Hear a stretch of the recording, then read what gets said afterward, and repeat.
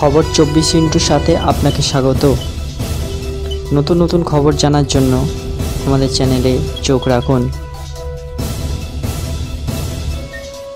নমস্কার দর্শক বন্ধুরা, খবর 24 সাথে আপনাকে স্বাগত। অবশেষে দেশে কার্যকর হচ্ছে নাগরিকত্ব সংশোধনী আইন বা সিএএ। পড়শি দেশ থেকে আসা নাগরিকদের ভারতীয় নাগরিকত্ব দেওয়ার প্রক্রিয়া শুরু করেছে কেন্দ্রীয় সরকার। তবে সিএএ কার্যকর হতেই নানা বিভ্রান্তিও ছড়িয়েছে। বিশেষ করে ভারতে বসবাসকারী মুসলিমদের কি হবে তা নিয়ে সংশয় গুজব রটতে শুরু করেছে। এইবার সেই সংশয় দূর করতেই ময়দানে নামল কেন্দ্র। সরকারের তরফে সাফ জানিয়ে দেওয়া হলো, নাগরিকত্ব সংশোধনী আইন বা সিএএ ভারতীয় মুসলিমদের স্বাধীনতা খর্ব করা হয়নি, তাদের কোনো সুযোগ সুবিধা থেকে বঞ্চিত করা হবে না।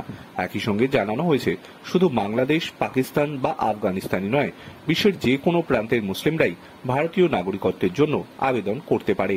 মঙ্গলবারই স্বরাষ্ট্র মন্ত্রকের তরফে বিবৃতি জারি করে জানানো হয়, নাগরিকত্ব আইনের ৬ নম্বর ধারার অধীনে বিশ্বের যে কোনো প্রান্তের মুসলিমরাই ভারতীয় নাগরিক হওয়ার জন্য আবেদন করতে পারেন।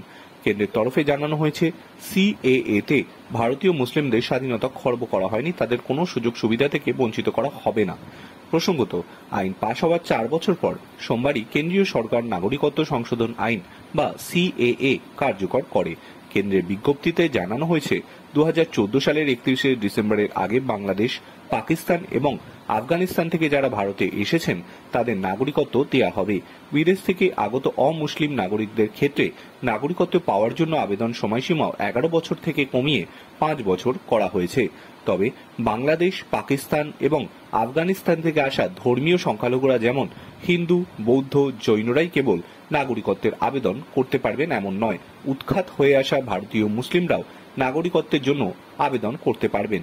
সিএএ চালু হওয়ার দেশের 18 কোটি মুসলিমের উপরে কোনো প্রভাব পড়বে না বলেই জানানো হয়েছে স্বরাষ্ট্র মন্ত্রকের তরফ থেকে।